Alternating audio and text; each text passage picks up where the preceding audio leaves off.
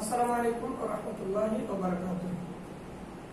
Shimul memorial Naushad school and কলেজের online ক্লাসে দ্বিতীয় শ্রেণীর সকল শিক্ষার্থীকে জানাই স্বাগত। শিক্ষার্থীরা আশা করি আল্লাহর রহমতে অনেক ভালো আছে। শিক্ষার্থীরা আমরা সকলেই জানি যে বাংলাদেশ আজ সারা বিশ্ব এক বড় ভাইরাসে আক্রান্ত, যার নাম কোভিড-19। এই ভাইরাস থেকে আমরা বেঁচে থাকার জন্য সতর্কতা অবলম্বন করব। আমরা হ্যান্ড স্যানিটাইজার ব্যবহার করব, হ্যান্ড ওয়াশ দিয়ে ভালোভাবে হাত ধুয়ে নেব। আমরা আমাদের পোশাক পরিচ্ছদ পরিষ্কার পরিচ্ছন্ন রাখবো আর যাবতীয় স্বাস্থ্যবিধি মেনে চলবো এবং আমরা মহান আল্লাহ রাব্বুল আলামিনের কাছে প্রার্থনা করবো তিনি যেন আমাদেরকে অতি দ্রুত এই অবস্থা থেকে মুক্তি দান করেন। মহান আল্লাহ রাব্বুল আলামিনের কাছে আমরা দোয়া করবো আল্লাহ রাসূল সাল্লাল্লাহু আলাইহি ওয়াসাল্লামের শিখানো পদ্ধতিতে, আল্লাহুম্মা ইন্নী আউযু বিকা মিনাল বারাসি ওয়াল জুনুনি ওয়াল সুজামি ওয়া মিন সাইয়্যিল আসকাম রাব্বি আন্নী মাসানিয়ায যুরু ওয়া আনতা আরহামুর রাহিমিন লা ইলাহা ইল্লা আনতা সুবহানাকা ইন্নী কুনতু মিনাজ জালিমিন। এই দোয়াগুলো করব, তাহলে অতি শীঘ্রই আল্লাহ আমাদেরকে এই অবস্থা থেকে পরিত্রাণ দিবেন ইনশাআল্লাহ। তো শিক্ষার্থীরা, আজকে ক্লাস উপস্থাপনায় আছে আমি আব্দুল্লাহ, সহকারী শিক্ষক, ইসলাম শিক্ষা, Shimul memorial Naushad school and college, Rajshahi. শিক্ষার্থীরা, আজকের পাঠের যে শিক্ষণ ফল, সেই শিক্ষণ ফলটা আমরা যে নেব। দেখো, আজকের পাঠের শিক্ষণ ফল হচ্ছে এই পাঠে শিক্ষার্থীরা তোমরা সালাত সম্পর্কে জানতে পারবে, সালাতের আহকাম সম্পর্কে জানতে পারবে, সালাতের আহকাম সম্পর্কে জানতে পারবে। শিক্ষার্থীরা, এতক্ষণ তোমরা খাতা কলমে প্রস্তুত হয়েছে আলোচ্য বিষয় শিক্ষার জন্য। আলোচ্য বিষয় আজকে দেখো, আলোচ্য বিষয় সালাত, সালাতের ফরজ, সালাতের আহকাম, সালাতের আরকান। শিক্ষার্থীরা, তোমাদের লেখার সুবিধাতে আমি আরো একবার আলোচ্য বিষয়টা বলছি, তোমরা লিখে নাও। দেখো, সালাত, সালাতের ফরজ, সালাতের আহকাম, সালাতের আরকান।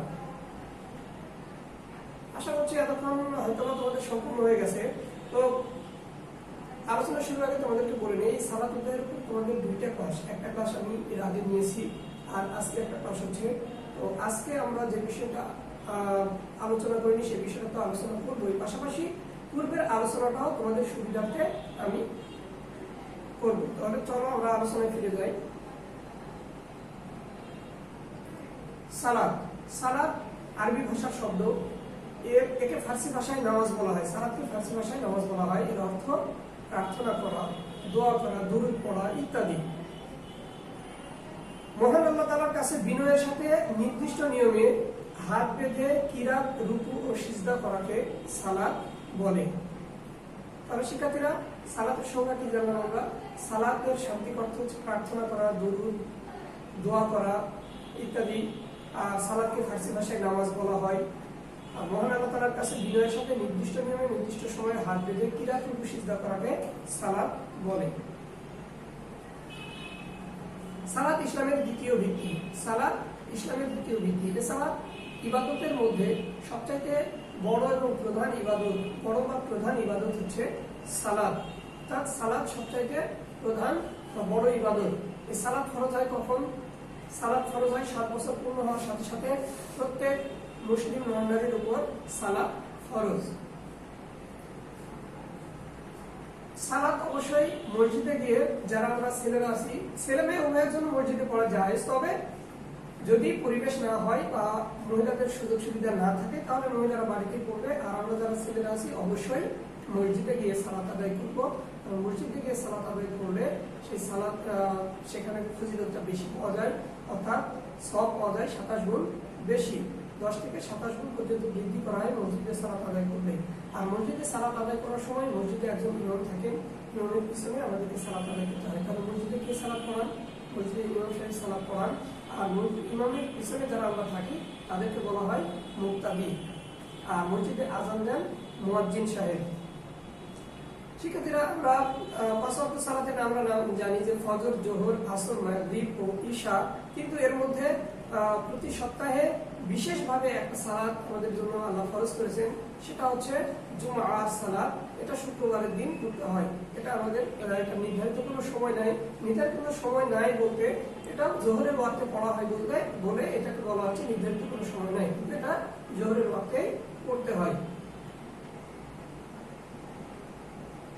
সালাত সম্পর্কে মহান আল্লাহ তাআলা বলছেন যে ইন্নাস সালাতা তানহা আনিল ফাহশাই ওয়াল মুনকার, অর্থাৎ নিশ্চয় সালাত সকল প্রকার অশ্লীল ও খারাপ কাজ থেকে আমাদেরকে বিরত রাখে। এটা সূরা আনকাবুতের 45 নম্বর আয়াত। এই সূরা আনকাবুতের 45 নম্বর আয়াতে মহান আল্লাহ রাব্বুল আলামিন বলছেন যে ইন্নাস সালাতা তানহা আনিল ফাহশাই ওয়াল মুনকার, এটা নিশ্চয় সালাত অশ্লীল ও খারাপ কাজ থেকে বিরত রাখে।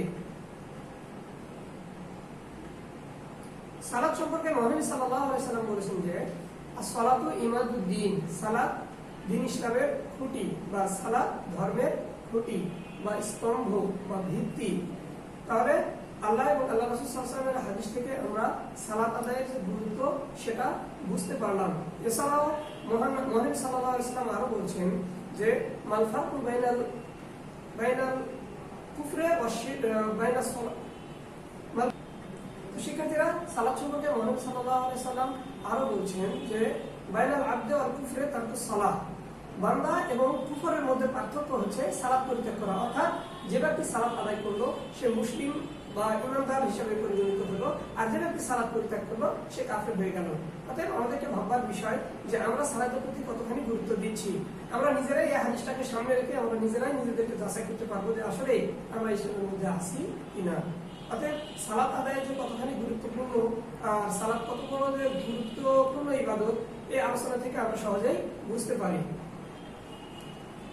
শিক্ষার্থীরা, আমরা আগেও জেনেছি যে সালাত কত ওয়াক্ত, তারপরেও আমি আবারও তোমাদের সুবিধার্থে বলছি। দেখো, দিনের রাতে সালাত 5 ওয়াক্ত: ফজর, জোহর, আসর, মাগরিব ও ইশা। এবার আমরা মূল আলোচনায় আসি। আজকে আমার আলোচনা সালাতের ফরজ সম্পর্কে। সালাতের প্রত্যেকটা কাজেরই একটা ফরজ আছে, নফল কিছু কাজ থাকে, ওয়াজিব কিছু কাজ থাকে, সুন্নাত কিছু কাজ থাকে। তেমনি সালাতের ফরজ কিছু কাজ রয়েছে সালাত শুরু করার আগে। এই সালাতের ফরজকে আমরা 14টি ভাগে ভাগ করেছি। সালাতের ফরজ তাহলে কতটি? সালাতের ফরজ 14টি। এই সালাতের ফরজগুলোকে আবার 2 ভাগে ভাগ করা হয়েছে। সালাতের ফরজগুলোকে 2 ভাগে ভাগ করা হয়েছে, যথা সালাতের আহকাম ও আরকান। সালাতের আহকাম ও আরকান। তাহলে শিক্ষার্থীরা, সালাতের ফরজ কতটি? সালাতের ফরজ 14টি। সালাতের ফরজ 14টি। এই 14টি ফরজকে আবার 2 ভাগে ভাগ করা হয়েছে, একটা সালাতের আহকাম আর একটা সালাতের আরকান। চলো আমরা সালাতের আহকাম সহ আলোচনা করে নিই। সালাতের আহকাম 7টি। সালাতের আহকাম 7টি। দেখো, সালাতের আহকাম এখানে দেওয়া আছে 7টি। এই সালাতের আহকামের সংজ্ঞা আমরা জানবো। সালাতের আহকামের সংজ্ঞা হচ্ছে সালাত আদায়ের পূর্বে, সালাত আদায়ের পূর্বে বা সালাত শুরুর আগে যে ফরজ, যে 7টি ফরজ কাজ রয়েছে, এই 7টি ফরজ কাজকে বলা হচ্ছে সালাতের আহকাম। তাহলে সালাত শুরুর পূর্বে বা সালাত শুরুর আগে যে ফরজ কাজগুলো রয়েছে, এই ফরজ কাজ, এই 7টি ফরজ কাজকে বলা হচ্ছে সালাতের আহকাম। দেখো, প্রথম আহকাম কি? সালাতের প্রথম আহকাম শরীর পাক সাফ রাখা, অর্থাৎ ওযু, গোসল বা তায়াম্মুমের মাধ্যমে। ওযু, গোসল বা তায়াম্মুমের মাধ্যমে। পানি না পেলে তায়াম্মুমের অবস্থা বর্তমানে আমাদের নাই। যদি অতিরিক্ত রোগ থেকে থাকে বা রোগের সম্ভাবনা থাকে পানি ব্যবহারের কারণে, তাহলে আমরা তায়াম্মুম করবো। তাছাড়া পানি, ওযু বা গোসলের মাধ্যমে আমরা কি করবো? আগে নিজের শরীরকে পরিষ্কার পরিচ্ছন্ন করে নিব। তারপর দ্বিতীয় কাজ হলো আমরা জায়গা পাক করবো, অর্থাৎ দ্বিতীয় কাজ কাপড় পাক করবো। তাহলে আগে আমরা নিজের শরীরকে পরিষ্কার পরিচ্ছন্ন করলাম, এবার শরীরকে আবৃত করার জন্য পরিষ্কার পরিচ্ছন্ন পোশাক পরিধান করতে হবে। পরিষ্কার পরিচ্ছন্ন পোশাক পরিধান করতে হবে, অর্থাৎ যে পোশাক পরে আমরা সালাত আদায় করবো সেই পোশাক পবিত্র করতে হবে। তারপরে দেখো, 3 নম্বর জায়গা পাক, অর্থাৎ যে স্থানে আমরা সালাত আদায় করব সেই স্থানটা অবশ্যই পবিত্র হতে হবে, পরিষ্কার পরিচ্ছন্ন এবং পবিত্র হতে হবে। সেখানে কোনো নাপাকি থাকা যাবে না, তাহলে সালাত আদায় হবে না। সালাতের একটা ফরজ ত্যাগ করলে আমার সালাতটা ভঙ্গ হয়ে যাবে। দেখো, তারপরে সতর ঢাকা, অর্থাৎ সতর, এখানে সালাত আদায়ের সময় পুরুষরা কোন শরীরের কোন অংশ ঢেকে রাখবে, মহিলারা কোন অংশ ঢেকে রাখবে, এটাকে বলা হচ্ছে সতর। কারণ পুরুষরা কাঁধ থেকে নাভি পর্যন্ত আর নাভি থেকে টাকনু পর্যন্ত ঢেকে রাখবে, টাকনুর ওপর পর্যন্ত ঢেকে রাখবে। হাদিসের পাশে আছে হাঁটুর নিচ পর্যন্ত। হাঁটুর নিচ বলতে আমরা টাকনুর ওপর পর্যন্ত যদি রাখি তাহলে হবে। তাহলে পুরুষের সতর আমরা কি জানলাম? কাঁধ থেকে নাভি পর্যন্ত আর নাভি থেকে টাকনুর ওপর পর্যন্ত পুরুষরা ঢেকে রাখবে, এটা পুরুষদের সতর। আর মহিলারা মুখমণ্ডল ও 2 হাতের কবজি বাদ দিয়ে সমস্ত শরীর ঢেকে রাখবে। মুখমণ্ডল আর উভয় হাতের কবজি বাদ দিয়ে সমস্ত শরীর ঢেকে রাখবে, এটা হচ্ছে মহিলাদের সতর। তাহলে অবশ্যই সালাতের অন্যতম গুরুত্বপূর্ণ একটা কাজ হচ্ছে সতর ঢাকা। তারপর দেখো কিবলামুখী হওয়া। 5 নম্বরে কিবলামুখী হওয়া। আমরা যে কোনো দিকে ইচ্ছা করলে যে কোনো দিকে মুখ করে আমরা সালাত আদায় করতে পারি না, বরং আমাদের জন্য নির্দিষ্ট একটা কিবলা আছে। সেই কিবলা হচ্ছে বাইতুল্লাহ বা আল্লাহর ঘর কাবা শরীফ। এই কিবলার দিকে মুখ করে আমরা সালাত আদায় করব, কিবলামুখী হয়ে সালাত আদায় করতে হবে। তবে আমরা যদি এমন কোন স্থানে উপনীত হই যেখানে কিবলা বোঝা যাচ্ছে না বা কারো কাছ থেকে বুঝিয়ে নিব এরকম কেউ নাই, তাহলে আমরা যে কোনো একটা দিককে কিবলা নির্ধারণ করে আমরা সালাত আদায় করতে পারি। আবার আমরা যদি সফরে থাকি, যেমন বাসে থাকি, নৌকায় থাকি, ট্রেনে থাকি, বিমানে থাকি, তাহলে আমরা আমাদের সুবিধা মতো যে কোনো দিক যদি নির্ধারণ করতে পারি তাহলে ভালো, যদি না পারি তাহলে যে কোনো একদিকে আমরা কিবলা নির্ধারণ করে সালাত আদায় করলে হয়ে যাবে। তবে স্বাভাবিক অবস্থায় অবশ্যই আমাদেরকে কিবলা নির্ধারণ করে কিবলামুখী হয়ে সালাত আদায় করতে হবে। তারপরে সালাতের জন্য নিয়ত করা। সালাতের জন্য নিয়ত করা, নিয়ত শব্দের অর্থ মনের ইচ্ছা বা সংকল্প। আমি যে সালাত আদায় করতে চাচ্ছি সেই সালাতের মনে মনে নিয়ত করা, মুখে উচ্চারণ করার দরকার নেই, কারণ মুখে উচ্চারণ করার কোনো কথা বা কোনো বিষয় হাদিস দ্বারা প্রমাণিত নয়। এজন্য আমরা সালাতের নিয়ত মনে মনে করব। অর্থাৎ আমি যখন ওযু করছি, আমি যখন জোহরের আজান শুনলাম, শোনার পরে যখন ওযু করছি, তখন আমার মনের মধ্যে নিয়ত জোহরের সালাতের হয়ে গেছে, নতুন করে মুখে আর কিছু বলার দরকার নাই। আর প্রচলিত যে নিয়তটা আমরা পাই এটা হাদিস দ্বারাও প্রমাণিত নয়।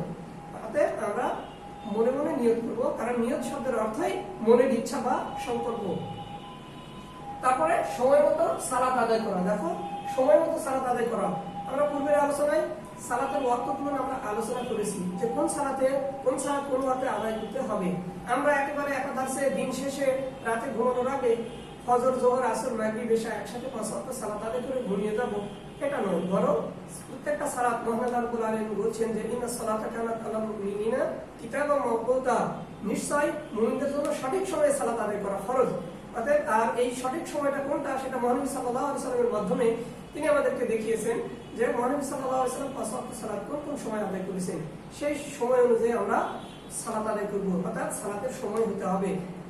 অসময়ে সালাত আদায় করলে সেই সালাত অবশ্যই গ্রহণযোগ্য হবে না, বাতিল বলে গণ্য হবে। চলো শিক্ষার্থীরা, এবার আমরা সালাতের আরকানগুলো জেনে নিই। তাহলে সালাত শুরুর আগে সালাতের বাইরের যে প্রস্তুতি ছিল 7টি, সেটাকে আমরা আহকাম বললাম এবং এই আহকাম সম্পর্কে আমরা জানলাম। এবারে সালাতের ভেতরে, সালাতে দাঁড়ানোর পরে সালাতের ভেতরে যে 7টি কাজ রয়েছে, এই 7টি কাজকে বলা হচ্ছে আহকাম। সালাতের ভেতরে বা সালাতের মধ্যে যে কাজগুলো রয়েছে সেই কাজগুলোকে বলা হচ্ছে সালাতের আরকান। এটাও এই সালাতের আরকানও 7টি। যেমন আল্লাহু আকবার, অর্থাৎ তাকবীরে তাহরিমা আল্লাহু আকবার বলে সালাত শুরু করা। তাকবীরে তাহরিমা আল্লাহু আকবার বলে সালাত শুরু করা। তারপরে কিয়াম করা, অর্থাৎ কিয়াম শব্দের অর্থ হচ্ছে দাঁড়ানো, দাঁড়িয়ে সালাত আদায় করা। দাঁড়িয়ে সালাত আদায় করা ফরজ। তবে হ্যাঁ, যদি আমি অসুস্থ হই, অসুস্থতার কারণে দাঁড়াতে যদি সক্ষম না হয়, তবে তাহলে আমরা বসে বা শুয়ে ইশারার মাধ্যমে সালাত আদায় করতে পারি। 3 নম্বর কিরাত পড়া। আমাদেরকে কিরাত পড়তে হবে, অর্থাৎ প্রত্যেক সালাতের মধ্যে আমাদেরকে কি করতে হয়? সূরা ফাতিহা পড়তে হয়। সূরা ফাতিহা এবং সূরা ফাতিহার সাথে অন্য একটি সূরা পড়া সুন্নাত। সূরা ফাতিহা পড়বো, তারপরে অন্য একটি সূরা পড়বো, এটাকে বলা হচ্ছে কিরাত পড়া। তারপরে রুকু করা। সূরা ফাতিহা এবং অন্য একটি সূরা যখন পড়া হয়ে গেল, তখন আমরা রুকুতে যাব। আল্লাহু আকবার বলে রুকুতে যাব, রুকু করব। রুকুতে আমাদের যে নিয়ম কানুন আছে, রুকুতে অবশ্যই আমার পিঠ এবং মাথা পিঠ বরাবর হবে, আর হাত সোজা থাকবে এবং সিজদার স্থানে দৃষ্টি রাখতে হবে সুন্দরভাবে। তারপরে এভাবে রুকু করব। রুকুতে গিয়ে 3 বার তাসবিহ পড়তে হয়, সুবহান রাব্বিয়াল আযীম, সুবহান রাব্বিয়াল আযীম, সুবহান রাব্বিয়াল আযীম। এই তাসবিহ আমরা 3 বার পাঠ করব। এছাড়াও আরো অনেক তাসবিহ আছে, হাদিসে বর্ণিত আছে, সেগুলো আমরা করতে পারি। যেমন সুবহানুল কুদ্দুসুল রাব্বুল মালাইকাতি ওয়ার রূহ, এই দোয়াও আমরা 3 বার পাঠ করতে পারি। রুকুতে এই দোয়াগুলো পাঠ করব। তারপরে সিজদা করব। এবারে রুকু থেকে আচ্ছা, রুকু থেকে উঠবো, সামি আল্লাহু লিমান হামিদা বলে রুকু থেকে উঠবো। ওঠার পরে রব্বানা লাকাল হামদ হামদান কাসীরান তাইয়িবান মুবারাকান ফি, এই দোয়া পাঠ করলাম। তারপরে আল্লাহু আকবার বলে আমরা আবার এবারে সিজদায় যাব। সিজদায় যাওয়ার সময় অবশ্যই দুই হাত মাটিতে রাখবো। তারপর নাক ও কপাল মাটিতে রাখবো। দুই হাত, নাক ও কপাল, দুই হাঁটু এবং দুই পা সহ এই মোট 7টি অঙ্গ দ্বারা আমাদেরকে কি করতে হয়? সিজদা করতে হয়। সিজদা দুইটা করতে হয়। প্রথম সিজদাতে দেওয়ার পরে আমরা কি করব? তাসবিহ পাঠ করব। সিজদার তাসবিহ হলো সুবহান রাব্বিয়াল আ'লা, সুবহান রাব্বিয়াল আ'লা, সুবহান রাব্বিয়াল আ'লা। এছাড়া সিজদার আরো অন্যান্য দোয়া আছে, সেই দোয়াগুলো আমরা পাঠ করব।